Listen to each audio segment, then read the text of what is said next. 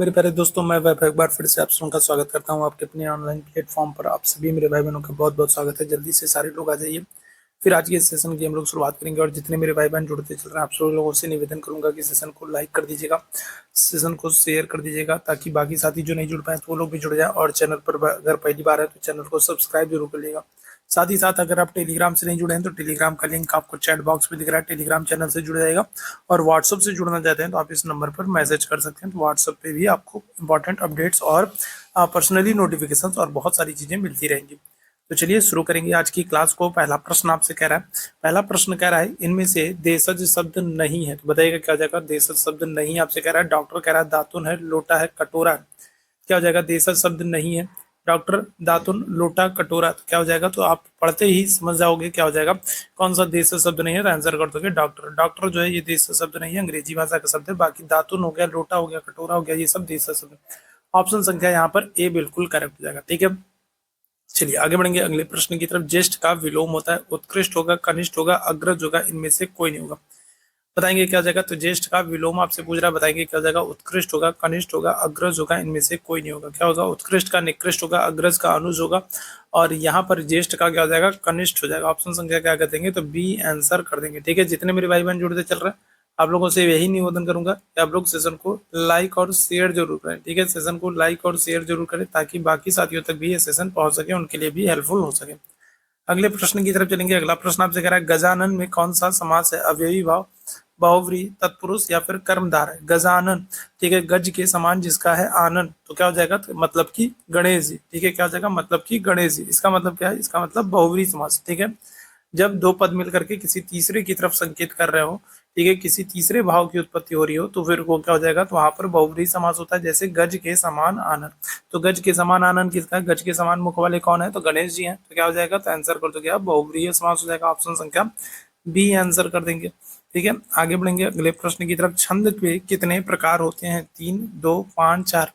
छंद के कितने प्रकार होते हैं, तो क्या आंसर कर देंगे। तो छंद के कितने प्रकार होंगे, 3, 2, 5, 4, तो आंसर कर देंगे 3 होते हैं। छंद के कितने, 3 प्रकार होते हैं। कौन सा, एक मात्रिक होता है, एक वर्णिक होता है और एक आपका मुक्तक होता है। ठीक है, तो मात्रिक होते हैं, वर्णिक होते हैं और मुक्त होता है। ठीक है, तो 3 होते हैं, तो आप आंसर क्या कर दोगे, ऑप्शन संख्या ए आंसर कर दोगे। ठीक है, याद रखिएगा छंद के 3 प्रकार होते हैं। आगे बढ़ेंगे अगले प्रश्न की तरफ। नमक मिर्च लगाना मुहावरे का अर्थ क्या है। नमक मिर्च लगाना मुहावरे का अर्थ क्या है, तो क्या आंसर करेंगे। बड़ा काम करना, बहुत पैसे कमाना, खाने में नमक और मिर्च डालना, या फिर बढ़ा चढ़ाकर कहना। तो नमक मिर्च लगाना मुहावरे का अर्थ क्या है, कि किसी भी चीज को क्या करना, बढ़ा चढ़ा के कहना। ऑप्शन संख्या क्या आ जाएगा, तो ऑप्शन संख्या डी यहाँ पर बिल्कुल एकदम करेक्ट हो जाएगा। आगे बढ़ेंगे अगले प्रश्न की तरफ। अगले प्रश्न का आंसर करना है, भारत की राजभाषा क्या है। उर्दू है, अंग्रेजी है, हिंदी है, या फिर इनमें से कोई नहीं। भारत की ऑफिशियल लैंग्वेज पूछा जा रहा है, भारत की जो राजभाषा है वो क्या है, तो आंसर कर देंगे हम लोग ऑप्शन संख्या सी है। ठीक है, हिंदी है। और राजभाषा अगर हम लोग बात करें तो भारत की जो राजभाषा है इसका उल्लेख कहाँ पर किया गया, तो आप आंसर करोगे अनुच्छेद 343 में। अनुच्छेद 343 में भारत की राजभाषा के संदर्भ में बताएगा कि भारत की जो राजभाषा है, जो ऑफिशियल लैंग्वेज है वो कौन है, हिंदी है।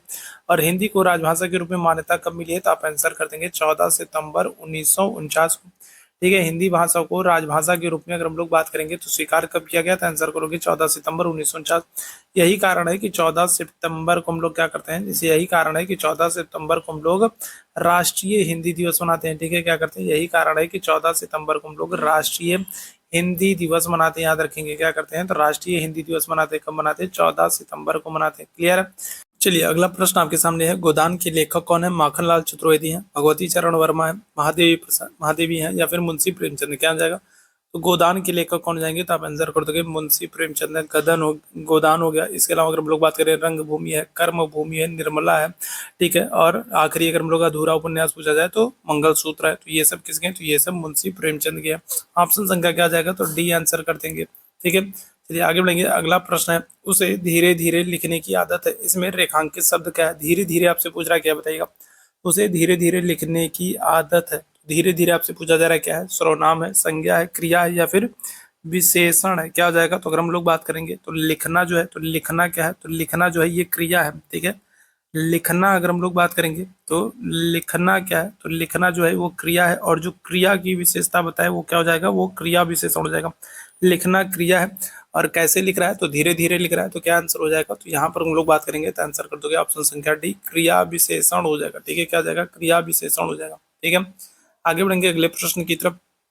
देवधन इंद्र की संधि से बनने वाला शब्द कौन सा है, तो बताएगा अगर हम लोग बात करें देवधन इंद्र से की संधि से बनने वाला शब्द कौन सा है, देवेंद्र है, देव इंद्र है, देवेंद्र है या फिर देवेंद्र है, तो क्या हो जाएगा, तो अगर हम लोग बात करेंगे इस प्रश्न का आंसर करेंगे, देखो इसमें अगर हम लोग बात करेंगे तो कौन सा है, तो इसमें गुण स्वर संधि है। ठीक है, कौन सी, तो इसमें अगर हम लोग बात करेंगे तो गुण स्वर संधि है और जो संधि होगा वो क्या हो जाएगा, तो हो जाएगा देवेंद्र हो जाएगा। ऑप्शन संख्या क्या करेंगे, तो सी आंसर कर देंगे, देवेंद्र हो जाएगा। ठीक है, आगे बढ़ेंगे अगले प्रश्न की तरफ।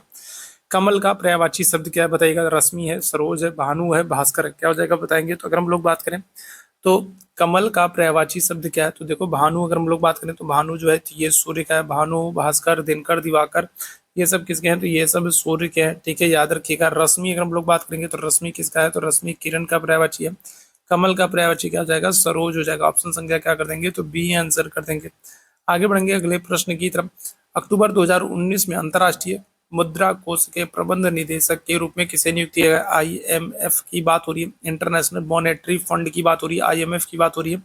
और इसका हेडक्वार्टर आपको कहाँ पर, तो आईएमएफ का हेडक्वार्टर आपको वाशिंगटन में देखने को मिलेगा। ठीक है, कहाँ पर, तो अंतर्राष्ट्रीय मुद्रा कोष का मुख्यालय आपको कहाँ पर, तो वाशिंगटन डीसी में देखने को मिलेगा। और अंतर्राष्ट्रीय मुद्रा कोष की 2019 में, याद रखिएगा 2019 में अगर हम लोग बात करेंगे तो 2019 में क्रिस्टीना जॉर्जिवा को चुना गया था और 2024 में एक बार फिर से इनको चुन लिया गया। तो अगर वर्तमान में आप पूछा जाए 2024 में अगर हम लोग बात करेंगे तो 2024 में इनको फिर से चुन लिया गया। ठीक है, तो अगर आपसे वर्तमान में पूछा जाए तो वर्तमान में क्या है, तो वर्तमान में क्रिस्टीना जॉर्जिवा जो है तो यही अंतर्राष्ट्रीय मुद्रा कोष की प्रबंध निदेशक है। ठीक है, और इसका हेडक्वार्टर आपको कहाँ पर, वाशिंगटन डीसी में देखने को मिल जाएगा।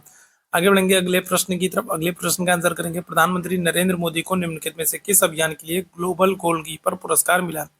प्रधानमंत्री नरेंद्र मोदी की बात हो रही है। नरेंद्र मोदी जी जो है तो इनको अभी हाल ही में क्या किया गया, ग्लोबल गोलकीपर पुरस्कार दिया गया। किस योजना के लिए दिया गया है, सौभाग्य योजना, पोषण मिशन, स्वच्छ भारत या फिर मिशन इंद्रधनुष, क्या आंसर करेंगे। प्रधानमंत्री नरेंद्र मोदी जी को निम्नलिखित में से किस अभियान के लिए ग्लोबल गोलकीपर पुरस्कार दिया गया था, आंसर कर देंगे ऑप्शन संख्या सी, स्वच्छ भारत मिशन।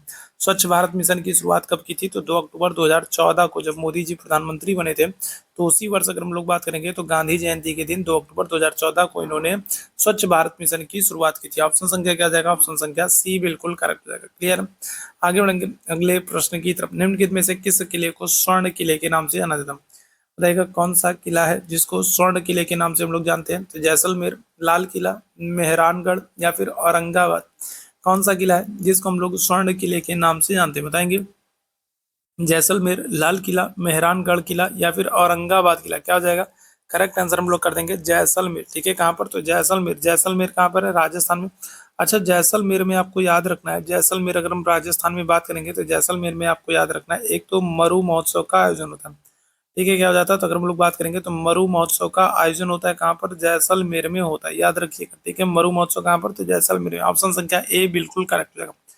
आगे बढ़ेंगे अगले प्रश्न की तरफ। भारत में जैव विविधता अधिनियम कब है, बताइएगा क्या हो जाएगा, तो भारत में जैव विविधता अधिनियम कब है। ठीक है, लास्ट ईयर जो आपसे पूछा गया था वो पूछा गया था जैव विविधता दिवस कब मनाते हैं। ठीक है, लास्ट ईयर जो आपसे प्रश्न पूछा गया था वो ये पूछा गया था कि जैव विविधता दिवस कब मनाते हैं, तो जैव विविधता दिवस मनाते हैं हम लोग 22 मई को। ठीक है, कब मनाते हैं, तो जैव विविधता दिवस अगर आपसे पूछा जाए तो आप मनाते हैं 22 मई को।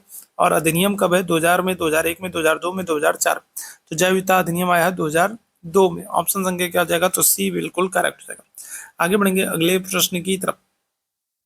जब पेट्रोल में टीईएल, टेट्रा एथाइल जो है मिलाते हैं तो क्या होता है, बताइएगा। तो जब पेट्रोल में अगर हम लोग बात करेंगे, जब पेट्रोल में टीईएल, टेट्रा एथाइल लेड मिलाते हैं तो फिर क्या होता है, पेट्रोल का क्वथनांक बढ़ाता है या फिर यह एंटी नॉकिंग रेट बढ़ाता है, या फिर यह पेट्रोल का क्वथनांक कम करता है, या फिर यह एनी नॉकिंग रेटिंग कम करता है, बताएंगे क्या जाएगा। तो अगर हम लोग बात करेंगे जब पेट्रोल में हम लोग टीईएल, टेट्रा एथाइल लेड मिलाते हैं तो फिर क्या होता है, चलिए जल्दी से बताएंगे, इस प्रश्न का आंसर करेंगे क्या जाएगा। जब पेट्रोल में हम लोग टेट्रा एथाइल लेड मिलाते हैं तो फिर क्या हो जाता है, चलिए जल्दी से सारे लोग आंसर करेंगे क्या हो जाएगा। तो ये एंटी नॉकिंग रेट जो है तो उसको क्या करता है, तो उसको बढ़ाने का काम करता है। ऑप्शन संख्या क्या हो जाएगा, बी बिल्कुल करेक्ट हो जाएगा, या एंटी नॉकिंग रेट को बढ़ाने का काम करता है। ऑप्शन संख्या बी बिल्कुल करेक्ट हो जाएगा। आगे बढ़ेंगे अगले प्रश्न की तरफ। किस कार्बन यौगिक का उपयोग अग्निशामक यंत्र के रूप में होता है, बताएंगे क्या हो जाएगा। तो अग्निशामक यंत्र के रूप में अगर हम लोग बात करेंगे तो किस कार्बनिक यौगिक का प्रयोग करते हैं, क्या हो जाएगा। तो देखो अगर हम लोग बात करें तो अग्निशामक यंत्र के रूप में अगर हम लोग बात करें तो कार्बन, क्या करोगे, तो अगर हम लोग बात करेंगे तो कार्बन टेट्राक्लोराइड, ठीक है, क्या होता है, तो कार्बन टेट्राक्लोराइड, ठीक है, किसका प्रयोग करते हैं, तो कार्बन टेट्राक्लोराइड का उपयोग करते हैं, याद रखिएगा, ठीक है। तो अगर हम लोग बात करें किस कार्बन यौगिक का उपयोग अग्निशामक यंत्र के रूप में करते हैं, तो क्या आंसर करोगे, तो आंसर कर देंगे कार्बन टेट्राक्लोराइड का, ठीक है। और ये क्या हो जाएगा, तो ऑप्शन संख्या क्या कर देंगे, तो डी आंसर कर देंगे, CCl4 हो जाएगा, ठीक है, इसका रासायनिक सूत्र हो जाएगा, याद रखिएगा, ठीक है। तो कार्बन टेट्राक्लोराइड का उपयोग अग्निशामक यंत्रों के निर्माण में किया जाता है। आगे बढ़ेंगे अगले प्रश्न की तरफ। सुपरसोनिक विमान समताप मंडल में निम्नलिखित में से कौन सा पदार्थ छोड़ते हैं। सुपरसोनिक विमान जो है तो ये समताप मंडल में कौन सा पदार्थ छोड़ते हैं, SO2, NO2, NO2, CO2 या फिर CO। तो क्या हो जाएगा, तो अगर हम लोग बात करेंगे तो सुपरसोनिक विमान होते हैं ये समताप मंडल में क्या छोड़ते हैं, आंसर क्या करेगा, SO2, CO2, NO2 या फिर CO, क्या हो जाएगा, तो आंसर कर देंगे ऑप्शन संख्या ए, SO2, ठीक है, क्या छोड़ते हैं, तो SO2 छोड़ते हैं, ऑप्शन संख्या ए यहाँ पर बिल्कुल करेक्ट हो जाएगा। क्लियर है, चलिए आगे बढ़ेंगे। जब निर्जल सफेद कॉपर सल्फेट में पानी मिलाया जाता है तो रंग बदल जाएगा, बताइएगा क्या हो जाएगा। तो अगर हम लोग बात करेंगे जब निर्जल सफेद कॉपर सल्फेट में पानी को मिलाया जाता है तो इसका रंग क्या हो जाता है, पीला हो जाता है, हरा हो जाता है, नीला हो जाता है, लाल हो जाता है। जल्दी से बताएंगे क्या हो जाएगा। और जितने मेरे भाई बहन बाद में जुड़े हैं, जितने लोगों ने सेशन को शेयर नहीं किया, तो आप लोगों से निवेदन करूंगा कि सेशन को आप लोग लाइक कीजिएगा, शेयर कीजिएगा। चैनल पर पहली बार है तो सब्सक्राइब जरूर करिएगा, ताकि जब भी हम लोग लाइव आते हैं तो उसकी नोटिफिकेशन आपको मिल जाए। टेलीग्राम से नहीं जुड़े हैं तो टेलीग्राम से जुड़ जाइए, जरूर जुड़ जाइए। टेलीग्राम का लिंक आपको चैट बॉक्स में दिख रहा है। यहाँ पर क्या हो जाएगा, करेक्ट आंसर कर दोगे ऑप्शन संख्या सी, नीला हो जाता है, ठीक है, रंग बदल करके क्या हो जाएगा, नीला हो जाएगा, ठीक है। आगे बढ़ेंगे अगले प्रश्न की तरफ। आहार में नमक का उपयोग बताइएगा। तो अगर हम लोग बात करेंगे तो भोजन में नमक का उपयोग खाना पकाने की प्रक्रिया को आसान करता है, स्वाद बढ़ाता है, पाचन के लिए आवश्यक थोड़ी मात्रा में हाइड्रोक्लोरिक एसिड HCl का उत्पादन करता है, पानी में खाद्य कणों की घुलनशीलता को बढ़ाता है, बताइएगा क्या जाएगा। तो अगर हम लोग बात करेंगे आहार में भोजन में नमक का मुख्य उपयोग क्या है, क्या आंसर करेंगे, खाना पकाने की प्रक्रिया को आसान बनाता है, स्वाद बढ़ाता है, पाचन के लिए आवश्यक थोड़ी मात्रा में हाइड्रोक्लोरिक एसिड HCl का उत्पादन करता है, या फिर पानी में खाद्य कणों की घुलनशीलता को बढ़ाता है। आंसर क्या कर देंगे, ऑप्शन संख्या सी हो जाएगा, पाचन के लिए आवश्यक, ठीक है, क्या हो जाएगा। तो यहाँ पर हम लोग बात करेंगे तो पाचन के लिए आवश्यक मात्रा में, आवश्यक थोड़ी मात्रा में HCl एसिड का उत्पादन करता है, ऑप्शन संख्या क्या आ जाएगा, तो सी आंसर कर देंगे। क्लियर है, आगे बढ़ेंगे अगले प्रश्न की तरफ। किस कवक को ग्रीन मोल्ड के नाम से जानते हैं, बताइएगा कौन सा कवक है जिसको ग्रीन मोल्ड के नाम से जानते हैं। एस्परजिलस है, सैक्रोमाइसिस है, म्यूकस है, या फिर पेंसिलियम है। तो बताएंगे क्या हो जाएगा, तो ग्रीन मोल्ड के नाम से किस कवक को जानते हैं, बताइएगा क्या हो जाएगा, ग्रीन मोल्ड के नाम से किस कवक को जानते हैं।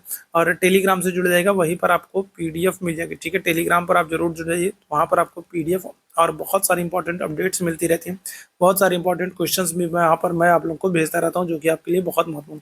तो टेलीग्राम पर जुड़ जाइए और एक बार शेयर भी कर दीजिए, ताकि बाकी साथी जो नहीं जुड़ पाए तो वो लोग भी जुड़ सके और उनके लिए भी सेशन हेल्पफुल हो सके, ठीक है। और लास्ट में कमेंट करके बताइएगा कि आज का सेशन आप लोगों को लगा कैसा, ठीक है, क्वेश्चंस कैसे थे।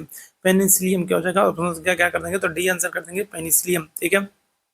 आगे बढ़ेंगे अगले प्रश्न की तरफ। MDT का उपयोग किस बीमारी के लिए किया जाता है, MDT का उपयोग किस बीमारी के लिए किया जाता है, क्षय रोग, कुष्ठ रोग, डिप्थीरिया या फिर पोलियो। क्या हो जाएगा, MDT का प्रयोग किसके लिए किया जाता है, चलिए जल्दी से सारे मेरे भाई बहन आंसर करेंगे। MDT का उपयोग किस बीमारी के लिए किया जाता है, क्या आंसर कर देंगे, ऑप्शन संख्या बी हो जाएगा, कुष्ठ रोग के लिए, ठीक है, किसके लिए, तो कुष्ठ रोग के लिए किया जाता है। क्लियर, ये याद रखिएगा। चलिए आगे बढ़ेंगे अगले प्रश्न का आंसर करिएगा। निम्न में से कौन सा प्रदूषक ब्लैक फुट रोग का कारण बन सकता है, बताएगा। तो ब्लैक फुट रोग जो है ये किसके कारण होता है, हम लोग कई बार कर चुके हैं, बताइएगा क्या हो जाएगा। तो ब्लैक फुट रोग किसके कारण होता है, क्या आंसर करेंगे। देखो पारे की अधिकता की वजह से क्या हो जाता है, तो पारे की अधिकता की वजह से मिनी माता हो जाता है, ठीक है, पारे की अधिकता की वजह से क्या होता है, मिनी माता होता है। कैडमियम की अगर हम लोग बात करेंगे तो कैडमियम की अधिकता के कारण अगर हम लोग बात करेंगे क्या हो जाएगा, तो इटाई इटाई हो जाएगा, ठीक है, क्या हो जाएगा, कैडमियम के कारण अगर हम लोग बात करेंगे इटाई इटाई हो जाएगा। आर्सेनिक जल प्रदूषण के कारण क्या हो जाता है, तो ब्लैक फुट रोग हो जाता है, ऑप्शन संख्या सी यहाँ पर बिल्कुल करेक्ट हो जाएगा। आगे बढ़ेंगे अगले प्रश्न की तरफ। खगोलीय दूरी की इकाई क्या है, वेबर है, एंगस्ट्रॉम है, लक्स है, प्रकाश वर्ष है। कई बार ये प्रश्न हम लोग कर चुके हैं। खगोलीय दूरी की इकाई क्या है, वेबर है, एंगस्ट्रॉम है, प्रकाश वर्ष है, लक्स है, क्या आंसर कर देंगे, प्रकाश वर्ष है, ऑप्शन संख्या क्या आ जाएगा, तो सी बिल्कुल करेक्ट हो जाएगा, ठीक है। खगोलीय दूरी की इकाई क्या है, प्रकाश वर्ष। आगे बढ़ेंगे, साधारण सूक्ष्मदर्शी में प्रयुक्त लेंस होता है बताएगा। तो साधारण सूक्ष्मदर्शी की बात करेंगे तो साधारण सूक्ष्मदर्शी में कौन सा लेंस होता है? अवतल होता है, उत्तल होता है, बेलनाकार होता है, इनमें से कोई नहीं होता। क्या हो जाएगा? तो साधारण, अगर हम लोग सूक्ष्मदर्शी की बात करेंगे तो साधारण सूक्ष्मदर्शी में कौन सा लेंस होता है? क्या आंसर कर देगा? तो ऑप्शन संख्या बी आंसर कर देंगे, उत्तल लेंस हो जाएगा। ठीक है, कौन सा? उत्तल लेंस हो जाएगा। ठीक है, ऑप्शन संख्या बी हो जाएगा। आगे बढ़ेंगे अगले प्रश्न की तरफ, मनुष्य में विषाक्त नाइट्रोजन युक्त अपशिष्ट और अतिरिक्त पानी का उन्मूलन होता है। तो अगर हम लोग बात करेंगे तो मनुष्य में विषाक्त जो नाइट्रोजन युक्त अपशिष्ट पदार्थ होते हैं या फिर जो अतिरिक्त पानी होता है उनका उन्मूलन किसके द्वारा होता है? उत्सर्जन के द्वारा, परिसंचरण के द्वारा, प्रजनन के द्वारा, प्रदूषण के द्वारा। क्या हो जाएगा? मनुष्य में विषाक्त नाइट्रोजन युक्त अपशिष्ट और अतिरिक्त पानी का उन्मूलन किसके द्वारा होता है? उत्सर्जन के द्वारा, परिसंचरण के द्वारा, प्रजनन के द्वारा, प्रदूषण के द्वारा। आंसर कर देंगे उत्सर्जन के द्वारा। ठीक है, क्या हो जाएगा? तो आंसर क्या कर देंगे? तो ऑप्शन संख्या ए आंसर कर देंगे, उत्सर्जन के द्वारा। ठीक है, आगे बढ़ेंगे, कौन सा ग्रह मीथेन के छल्लों से घिरा हुआ है बताइएगा। क्या हो जाएगा? तो कौन सा ग्रह मीथेन के छल्लों से घिरा हुआ है? क्या आंसर करेंगे? नेपच्यून हो जाएगा, बुध हो जाएगा, शुक्र हो जाएगा या फिर यूरेनस हो जाएगा। बताइएगा क्या हो जाएगा? तो कौन सा ग्रह मीथेन के छल्लों से घिरा हुआ है? क्या आंसर कर देंगे? तो आपको पता है दो ही ग्रह हैं जिन पर क्या होता है, जिन पर मीथेन की अधिकता है। एक है अरुण और दूसरा है वरुण। ठीक है, यहाँ पर हम लोग बात करेंगे क्या हो जाएगा? तो यहाँ पर करेक्ट आंसर हो जाएगा नेपच्यून हो जाएगा, जिसको हम लोग वरुण कहते हैं। अगर नेपच्यून ऑप्शन में ना होता और तब ये प्रश्न पूछा जाता तो हम लोग यूरेनस को करते। ठीक है, अगर क्या होता, अगर नेपच्यून ऑप्शन में ना होता और तब ये प्रश्न पूछा जाता तो हम लोग क्या करते? तो हम लोग यूरेनस को कर सकते थे, लेकिन फिलहाल हम लोग यहाँ पर वरुण को आंसर करेंगे, नेपच्यून को करेंगे। ऑप्शन संख्या ए बिल्कुल करेक्ट हो जाएगा। आगे बढ़ेंगे अगले प्रश्न की तरफ, ग्रेनाइट, गैब्रो, बेसाल्ट किस प्रकार की चट्टानें हैं? आग्नेय है, अवसादी है, रूपांतरित है, जटिल है। ग्रेनाइट, गैब्रो, बेसाल्ट ये सब किस प्रकार की चट्टानें? ग्रेनाइट, गैब्रो, बेसाल्ट ये सब किस प्रकार की चट्टानें हैं? क्या आंसर कर देंगे? तो आंसर कर देंगे आप ऑप्शन संख्या ए हो जाएगा, आग्नेय है। ठीक है, क्या हो जाएगा? तो ग्रेनाइट, गैब्रो और बेसाल्ट अगर हम लोग बात करेंगे तो किस प्रकार की चट्टानें हैं? तो आप आंसर कर दोगे आग्नेय चट्टानें। देखो, आपको पता है कि आपके एग्जाम के लिए बहुत अधिक समय नहीं है, तो ऐसे में हम लोग क्या करेंगे? ऐसे में सीधे सीधे हम लोग क्वेश्चंस को देखते चलेंगे और आगे बढ़ते चलेंगे, सीधी बात करेंगे, नो बकवास करेंगे। ठीक है, याद रखिएगा, क्योंकि समय आपके एग्जाम के लिए बहुत कम है। ठीक है, तो जितना भी समय है उसका पूरा हमको लाभ उठाना है और पूरा सदुपयोग करना है। तो इसलिए सीधे क्वेश्चंस देखेंगे, आंसर देखेंगे, सीधी बात करेंगे, नो बकवास करेंगे। ग्रेनाइट, गैब्रो और बेसाल्ट किस प्रकार की चट्टानें? आंसर कर देंगे आग्नेय हो जाएगा। ठीक है, चलिए आगे बढ़ेंगे अगले प्रश्न की तरफ, कौन सी महासागर पृथ्वी के एक तिहाई भाग पर फैला है? बताइए क्या हो जाएगा? तो कौन सा महासागर पृथ्वी के एक तिहाई हिस्से पर फैला है? हिंद महासागर है, आर्कटिक महासागर, प्रशांत महासागर या फिर अटलांटिक महासागर? बताएंगे क्या हो जाएगा?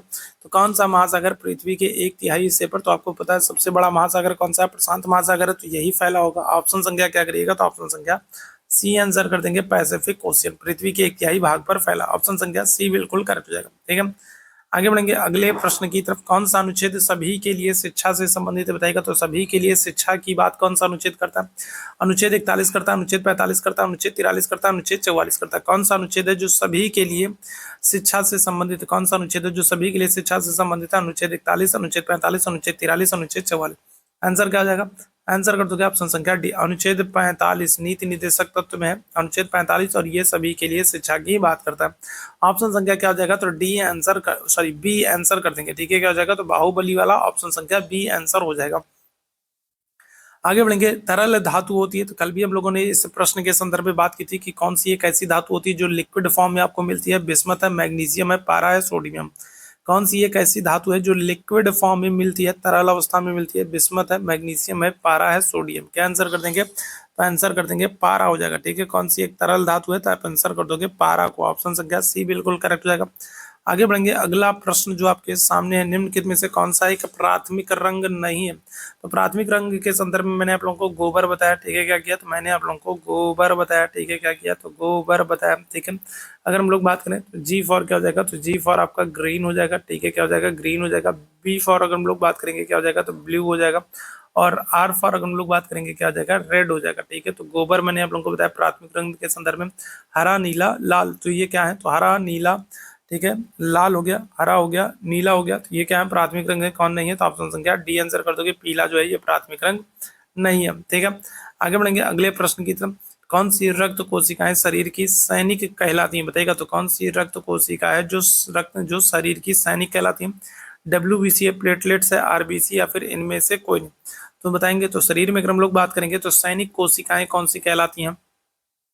कौन सी रक्त कोशिकाएं हैं जो शरीर की सैनिक कोशिकाएं कहलाती हैं? क्या आंसर कर दोगे? तो ऑप्शन संख्या ए हो जाएगा WBC। ठीक है, याद रखिएगा, क्योंकि शरीर में अगर हम लोग बात करेंगे तो रक्षा करने का जो उत्तरदायित्व, जो जिम्मेदारी होती है वो इन्हीं की होती है। ठीक है, रक्षा करती हैं। ठीक है, तो ऑप्शन संख्या क्या आ जाएगा? तो WBC, ऑप्शन संख्या ए आंसर कर देंगे। आगे बढ़ेंगे अगले प्रश्न की तरफ। पल्लवों की राजभाषा क्या थी? देखो, पल्लवों की अगर हम लोग बात करें तो पल्लवों के जो संस्थापक हैं, संस्थापक का नाम क्या है? तो संस्थापक का नाम है सिंह विष्णु। पल्लवों के जो संस्थापक हैं इनका नाम क्या है? तो इनका नाम है सिंह विष्णु। और इनकी राजधानी अगर आपसे पूछ ले, पल्लवों की राजधानी आपसे पूछ ले, तो आप आंसर करोगे कांचीपुरम। पल्लवों के जो संस्थापक हैं उनका नाम क्या है? सिंह विष्णु है, और इनकी राजधानी क्या है? कांचीपुरम है। और पल्लवों के संदर्भ में ही आपको याद रखिएगा, इन्होंने ही रथ मंदिर का निर्माण कराया। ठीक है, अगर हम लोग बात करेंगे तो तमिलनाडु में रथ मंदिर का निर्माण इन्होंने ही कराया। रथ मंदिर जो है ये कौन सी? तो ये द्रविड़ शैली में। रथ मंदिरों का निर्माण पल्लव राजाओं ने कराया और रथ मंदिर का निर्माण द्रविड़ शैली में हुआ। इनकी राजभाषा आपसे पूछ ले, तमिल है, पाली है, संस्कृत है, खरोष्टी। का आंसर कर देंगे तो संस्कृत है। पल्लवों की राजभाषा क्या है? तो संस्कृत कर देंगे। ठीक है, आगे बढ़ेंगे अगले प्रश्न की तरफ। समान दबाव से विभिन्न स्थानों को जोड़ने वाली रेखा को क्या कहते हैं? बताइएगा क्या हो जाएगा? तो अगर हम लोग बात करेंगे समान दबाव से विभिन्न स्थानों को जोड़ने वाली रेखा को क्या कहेंगे? आइसोबार कहेंगे, आइसोथर्म कहेंगे, समोच्च कहेंगे, या फिर हाइदर ग्राफ कहेंगे। देखो, समान तापमान की बात होगी, तापमान की बात होगी तब तो हम आइसोथर्म करेंगे। ठीक है, समान तापमान वाले स्थानों को जोड़ने की बात होगी तब तो हम आइसोथर्म करेंगे। आपसे समान दबाव की बात हो रही है तो समान दबाव के वाले विभिन्न स्थानों को जोड़ने वाली रेखा जो है तो आप आंसर कर दोगे किसको? आइसोबार को। ठीक है, किसी वक्त समान दबाव वाले स्थानों को जोड़ने वाली जो रेखा है वो कौन सी है? तो आप आंसर कर दोगे किसको? आइसोबार को। ऑप्शन संख्या क्या हो जाएगा? ए बिल्कुल करेक्ट हो जाएगा। ठीक है, आगे बढ़ेंगे अगले प्रश्न की तरफ। भारत में राष्ट्रीय मानवाधिकार आयोग की स्थापना किस वर्ष हुई है? 1991, 1992, 1993 या फिर 1994? भारत में राष्ट्रीय मानवाधिकार आयोग की स्थापना कब हुई? आपको याद रखना है, ये जो मानवाधिकार आयोग है ये कैसा? तो ये गैर संवैधानिक निकाय। ठीक है, क्या है? तो ये एक गैर संवैधानिक निकाय। राष्ट्रीय मानवाधिकार आयोग की अगर हम लोग बात करेंगे तो ये एक गैर संवैधानिक निकाय है। और आप लोगों को मुझे कमेंट करके बताना है कि वर्तमान में राष्ट्रीय मानवाधिकार आयोग के प्रमुख कौन है? तो वर्तमान में प्रमुख कौन है ये आप लोग मुझे कमेंट करके बताओगे। राष्ट्रीय मानवाधिकार आयोग के वर्तमान में प्रमुख कौन है? तो ये आप लोग मुझे फटाफट कमेंट करके बताओगे। इसकी स्थापना कब हो रही है? तो आंसर क्या कर देंगे? 1993 में हो रही है। ठीक है, राष्ट्रीय मानवाधिकार आयोग की स्थापना कब हो रही है? 1993 में हो रही है। ठीक है, आगे बढ़ेंगे अगले प्रश्न की तरफ। श्वेत क्रांति का संबंध किसे? श्वेत क्रांति का संबंध सफेद खाद्य तेल से, फल उत्पादन से, सफेद मुर्गा और अंडा से, या फिर दूध उत्पादन से? बताएंगे क्या हो जाएगा? तो श्वेत क्रांति का संबंध किसे? श्वेत क्रांति के जनक अगर आपसे पूछा जाए तो आप आंसर करोगे किसको? श्वेत क्रांति के जनक हैं वर्गीस कुरियन है। ठीक है, कौन है? तो श्वेत क्रांति के जनक जो है वो वर्गीस कुरियन है, और इनका जन्म दिवस जो है तो वो 26 नवंबर को राष्ट्रीय दुग्ध दिवस के रूप में मनाते हैं। ठीक है, क्या करते हैं? तो वर्गीस कुरियन के जन्म दिवस को 26 नवंबर को राष्ट्रीय दुग्ध दिवस के रूप में मनाया जाता है। वर्गीस कुरियन श्वेत क्रांति के जनक माना जाता है, और इनका संबंध किससे है? तो दुग्ध उत्पादन। श्वेत क्रांति का उत्पादन संबंध किससे है? तो दुग्ध उत्पादन को बढ़ावा देने से। ऑप्शन संख्या क्या आ जाएगा? तो ऑप्शन संख्या ए बिल्कुल करेक्ट हो जाएगा। ठीक है, याद रखेंगे। क्लियर है? चलिए आगे बढ़ेंगे अगले प्रश्न की तरफ। अगला प्रश्न, भारत में स्थानीय सरकार की स्थापना का प्रारंभ किसके द्वारा किया गया? किसके समय में अगर हम लोग बात करेंगे तो स्थानीय सरकार, या फिर इसी को हम लोग क्या कर सकते हैं? इसी को हम लोग कह सकते हैं स्थानीय स्वशासन कह सकते हैं। ठीक है, क्या कर सकते हैं? स्थानीय सरकार कहे, या फिर इसी को हम लोग स्थानीय स्वशासन कह सकते हैं। तो स्थानीय स्वशासन की शुरुआत किसके समय में हो रही है? रिपन के समय में, कर्जन के समय में, काइनिंग के समय में, डलहौजी के समय में? क्या हो जाएगा बताएंगे? तो स्थानीय स्वशासन या फिर कहें स्थानीय सरकार की स्थापना किसके द्वारा प्रारंभ की जा रही है? आंसर कर देंगे ऑप्शन संख्या ए हो जाएगा, लॉर्ड रिपन हो जाएगा। ठीक है, कौन हो जाएंगे? तो लॉर्ड रिपन कर दोगे, ऑप्शन संख्या ए बिल्कुल करेक्ट हो जाएगा। आगे बढ़ेंगे अगले प्रश्न की तरफ। खजुराहो मंदिर का निर्माण किसके द्वारा कराया गया? चौहानों के द्वारा, चंदेलों के द्वारा, राजपूतों के द्वारा, या फिर प्रतिहारों के द्वारा? बताइएगा। तो खजुराहो मंदिर का निर्माण अगर हम लोग बात करें, खजुराहो मंदिर का निर्माण किसके द्वारा कराया गया? क्या आंसर करेंगे? चौहान है, राजपूत है, चंदेल है, प्रतिहार है? क्या हो जाएगा? आंसर कर देंगे ऑप्शन संख्या बी हो जाएगा, चंदेलों के द्वारा। ठीक है, किसके द्वारा? तो चंदेलों के द्वारा खजुराहो के मंदिर का निर्माण कराया गया, जो कि कहाँ पर है? जो कि मध्य प्रदेश में। तो चंदेलों के द्वारा, ऑप्शन संख्या बी यहाँ पर बिल्कुल करेक्ट हो जाएगा। आगे बढ़ेंगे अगले प्रश्न की तरफ। बोलोमीटर का उपयोग किसके लिए मापन के लिए होता है? बोलोमीटर का उपयोग किसके मापन के लिए होता है? आवृत्ति के, तापमान के, वेग के, तरंगायत के? बताइए क्या जाएगा? तो बोलोमीटर का उपयोग किसको मापने के लिए करते हैं? आवृत्ति, तापमान, वेग या फिर तरंग। बाद में जितने मेरे भाई बहन जुड़े हैं, आप लोगों से निवेदन करूंगा कि अभी तक अगर आप लोगों ने सेशन को लाइक नहीं किया, शेयर नहीं किया, तो आप लोग सेशन को लाइक और शेयर जरूर किया कीजिए, ठीक है, ताकि मैक्सिमम लोगों तक ये सेशन पहुंच सके। बताएंगे क्या हो जाएगा, बोलोमीटर का उपयोग इसके लिए, तो आप आंसर कर दोगे ऑप्शन संख्या बी हो जाएगा तापमान, ठीक है, किसके लिए, तो तापमान के मापन के लिए किया जाता है बोलोमीटर। ऑप्शन संख्या क्या हो जाएगा, तो ऑप्शन संख्या ए बिल्कुल करेक्ट हो जाएगा, ठीक है। आगे बढ़ेंगे अगले प्रश्न की तरफ। अगला प्रश्न है, एक जेट इंजन किसके संरक्षण के सिद्धांत पर काम करता है। एक जेट इंजन जो है, तो ये किसके संरक्षण के सिद्धांत पर काम करता है, द्रव्यमान और वेग के, ऊर्जा, द्रव्यमान के, कोणीय संवेग के, रैखिक संवेग के। एक जेट इंजन किसके संरक्षण के सिद्धांत पर काम करता है, क्या आंसर कर देंगे, तो हम आंसर कर देंगे ऑप्शन संख्या डी हो जाएगा रैखिक संवेग, ठीक है, क्या हो जाएगा, तो ऑप्शन संख्या क्या कर दोगे, तो डी आंसर कर दोगे रैखिक संवेग। ऑप्शन संख्या डी बिल्कुल करेक्ट हो जाएगा, ठीक है। आगे बढ़ेंगे अगले प्रश्न की तरफ। यदि कोई लिफ्ट त्वरण के साथ ऊपर की ओर जा रही है, तो वस्तु का आभासी वजन, अगर मान लीजिए कोई लिफ्ट है और वो लिफ्ट क्या हो रही है, तो वो लिफ्ट जो है वो ऊपर की तरफ जा रही है, तो जो वस्तु का जो आभासी वजन होगा वो कमोबेश सही वजन होगा, वास्तविक वजन के बराबर होगा, वास्तविक वजन से कम होगा, वास्तविक वजन से अधिक होगा।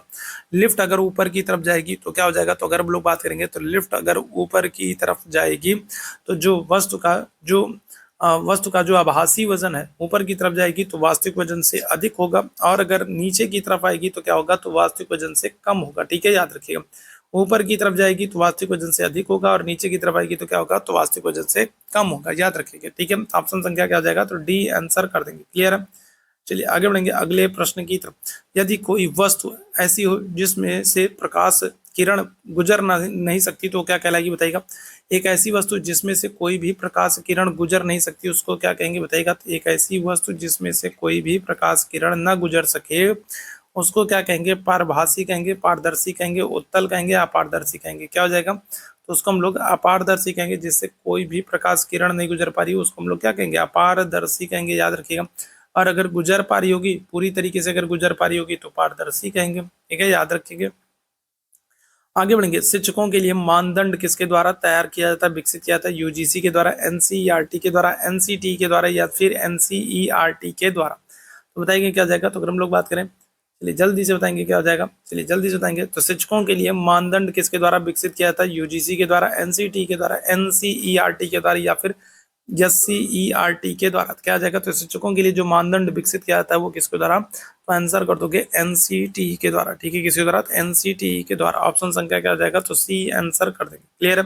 चलिए आगे बढ़ेंगे अगले प्रश्न की तरफ। अगला प्रश्न है, कक्षा संप्रेषण होना चाहिए शिक्षक केंद्रित, छात्र केंद्रित, सामान्य केंद्रित, या फिर पाठ्य पुस्तक केंद्रित, बताइएगा। तो अगर हम लोग बात करेंगे तो जो क्लासरूम इन्वायरमेंट है या फिर कक्षा में जो संप्रेषण है वो किसको ध्यान में रख करके होना चाहिए, तो आंसर कर दोगे आप किसको, छात्र केंद्रित होना चाहिए, ठीक है, क्या हो जाएगा। तो अगर हम लोग बात करेंगे क्या होना चाहिए, तो छात्र केंद्रित होना चाहिए, ठीक है। हमारा जो कक्षा संप्रेषण है या फिर जो हमारी टीचिंग टेक्निक्स है या फिर जो कुछ भी है, तो वो सब किसको ध्यान में रख करके, छात्र को ध्यान में रख करके होनी चाहिए। ऑप्शन संख्या बी बिल्कुल करेक्ट हो जाएगा।